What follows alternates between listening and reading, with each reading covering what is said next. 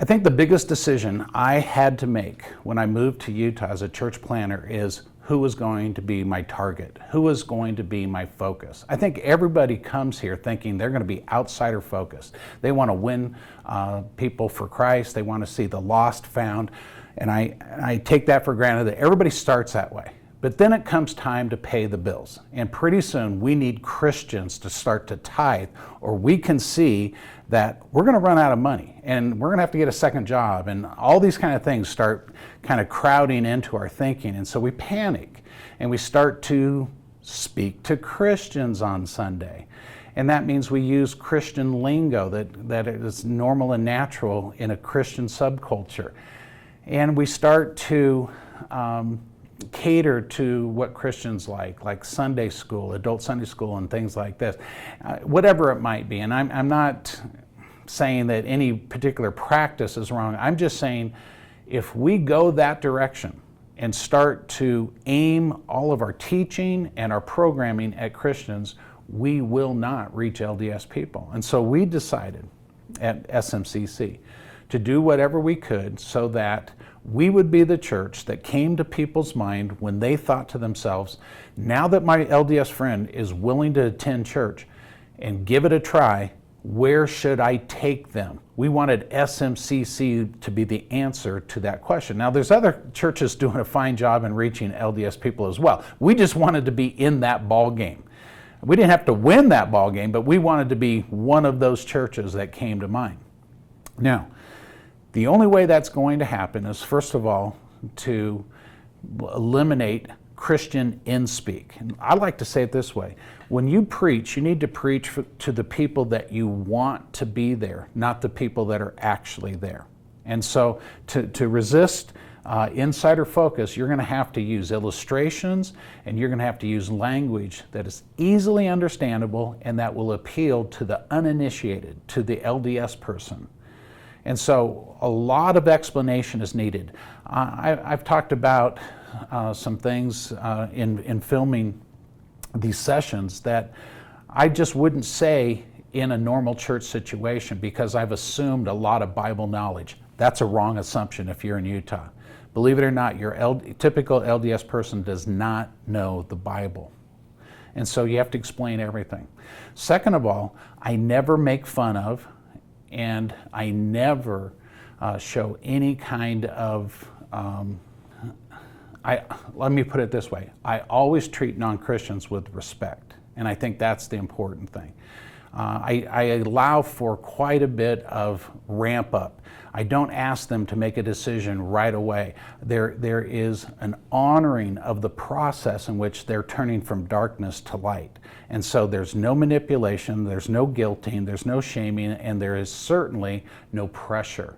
So I think this is important for people that have been burned in their former faith experience. You're going to have to give them lots of room to get to the place where they're ready to trust again. I think that's so important for you to understand. Now, that's how we communicate. Let me talk about how we program. One of the biggest problems is that an LDS person walks into our church, and let's say this is a ladder, and to us, this is normal programming, but most of our programming looks like a ladder that the first rung is too high. In other words, how do I get from here to there? And it looks undoable to them. It just does. And so we need to provide opportunities that are just so simple, entry points, classes, opportunities that are simple, don't require a lot of commitment, understands that the people in the room don't know anything, just like them. And so that creates an opportunity for them to not feel like they're the only one in the room who doesn't get it. And so I just want to emphasize how important it is. And once you've set this program, you'll probably understand that you need a even lower rung on the ladder. And then the next step. Our mission is this. We exist to help as many people as possible take their next step. See, we don't expect people to get this all at one time, but just take your next step in becoming fully devoted and fully delighted followers of Jesus Christ. And so this next step idea is really important to us, and it's really worked out well. In the book of Acts, there was a big deal that took place, kind of the turning point of the church. And this is where it's actually called the party of the Pharisees, these Judaizers, people that wanted the new converts to actually become Jewish before they were fully integrated into the family, into the church. And so they wanted these people to be circumcised, for instance. Well, there was the Jerusalem Council. This is Acts 15. And they debated this. And I think the Apostle Paul really did win the day by showing how many people were turning to Christ, and they didn't have to become Jewish in their understanding first.